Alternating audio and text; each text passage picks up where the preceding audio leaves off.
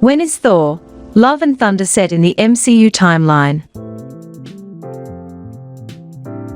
With the release of the first teaser for Thor, Love and Thunder, finally, many fans are wondering just when the film takes place within the Marvel Cinematic Universe. Now that the MCU has opened up its world to everything from time travel, such as in 2019's Avengers, Endgame, to alternate dimensions, as was a central element to Spider-Man, No Way Home and the forthcoming Doctor Strange in the Multiverse of Madness, it can be something of a convoluted mess to wade through.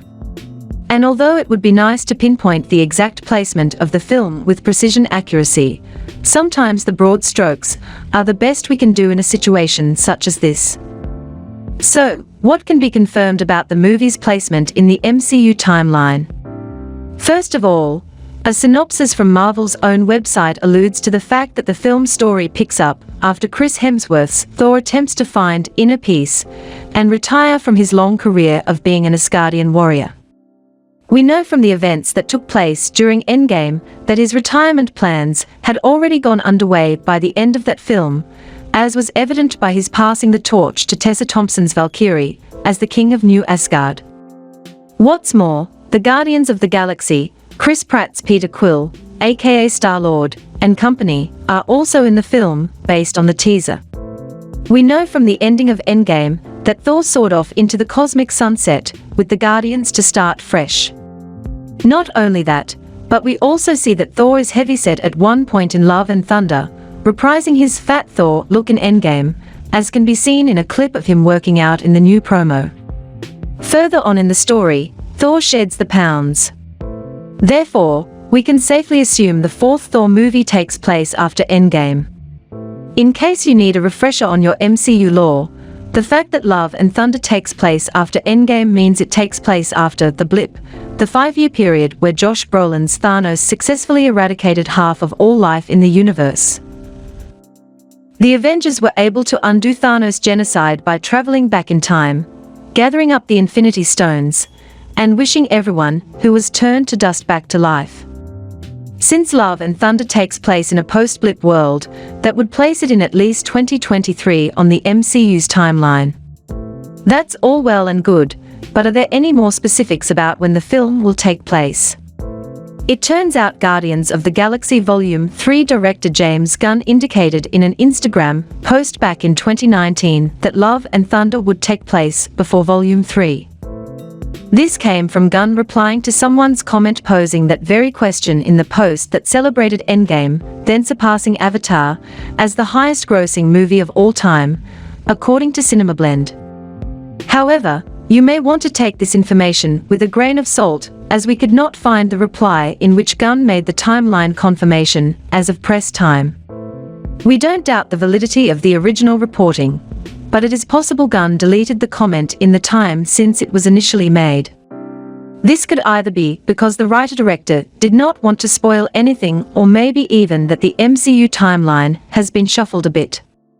Considering Volume 3 doesn't come out until a whole entire year from now, many months after Love and Thunder, we still think it's probably a safe bet the Thor fourthquel does indeed precede the Guardians threequel in the MCU timeline. However, last year's Black Widow, 2019's Captain Marvel, and even 2011's Captain America prove Marvel is not averse to making a prequel film every once in a while. What's more, it's a documented fact that last year's Spider-Man, No Way Home, was originally meant to take place after the forthcoming Doctor Strange in the Multiverse of Madness. But when the latter film was delayed, the writers shuffled things around in the MCU timeline so that it is reversed. Multiverse of Madness is now set after the events of No Way Home. This proves that despite whatever Gunn may have said about the then-planned MCU timeline back in 2019, the filmmakers could still switch things up fairly last minute. Thor, Love and Thunder bolts into theaters July 8th. Zack Snyder confirms Rebel Moon has started filming. After his success with the Justice League and Army of the Dead, director Zack Snyder has confirmed that shooting for his upcoming Netflix sci-fi project Rebel Moon has begun. The news was announced on Twitter, where Snyder released photos of the set, which seem to be in the middle of a desert, as well as the interior of the bay doors of the ship. He also shared one of the costume ideas for one of the characters. Snyder announced that he partnered up with Netflix for his next sci-fi project back in 2021. Snyder commented that this next new project is going to be a two-part story described as Man of Steel's Krypton scene on steroids, and that it was originally going to be a Star Wars spin-off. In an interview with Hollywood Reporter, Snyder shared the general plot for this upcoming project, saying that Rebel Moon is about a peaceful colony being threatened by the armies of a tyrannical regent. The story is set in motion when a peaceful colony on the edge of the galaxy is threatened by the armies of a tyrannical regent named Belisarius. Desperate, the colonists dispatch a young woman with a mysterious past to seek out warriors from neighboring planets to help them make a stand. Some of the official cast members that were announced to take part in the project are Rupert Friend, Obi-Wan Kenobi, as Belisarius, Charlie Hunnam, The Gentleman, Sophia Boutella, Kingsman, The Secret Service, and Jaina Malone, The Hunger Games, Catching Fire. Neither Netflix nor Snyder have yet to reveal a release date for the project. Amazon may pick up Voltron movie. A Voltron movie from Red Notice director Rawson Marshall Thurber ignited a bidding war in Hollywood, as we reported last month, and now it is looking like Amazon may be the one capturing the concept for their streaming service. Today, The Hollywood Reporter revealed that negotiations are underway between Amazon and Thurber to grab his take on the 1980s anime.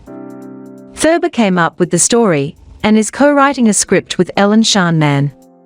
The premise initially followed 5 pilots whose vehicles joined together to form the mega robot known as Voltron, though it is not known if this is how Thurber's concept will ultimately play out. One Voltron reboot aired on Nicktoon in 2011, and another on Netflix in 2016, where it ran for 8 seasons for a total of 78 episodes.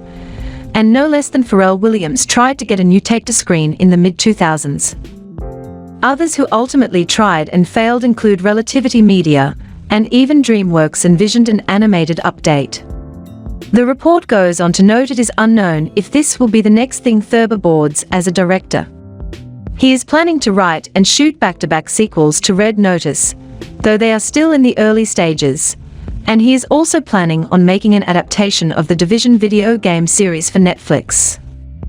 Thurber has also regularly collaborated with Dwayne Johnson in works like Skyscraper and Central Intelligence, but there is no word on a reunion for this idea. Fans love the new Ms. Marvel poster. Marvel recently dropped a poster for the upcoming Disney Plus show Ms. Marvel, and fans are pretty much enamored with it. The colorful poster features not just Iman Vellani's Kamala Khan, but the show's supporting cast as well. The new poster came with a reminder that the show is going to be here in just under 2 months. Over at the subreddit Marvel Studios, fans of the show gushed and discussed the poster and its implications for the upcoming show, with one user laughing at a seemingly pointed omission. Love all the vibrant colors and art style. I'm laughing at the fact they didn't put the purple crystal powers in the poster, because people would just complain about it. User Adamodin also said the color scheme was great, especially for a Marvel show, while conceding that it's not for everyone. Nice to see some unique color palettes in a poster for a change. Really pops. As for the show, I think some fans need to realize not everything has to be for them personally. This show clearly has an audience in mind.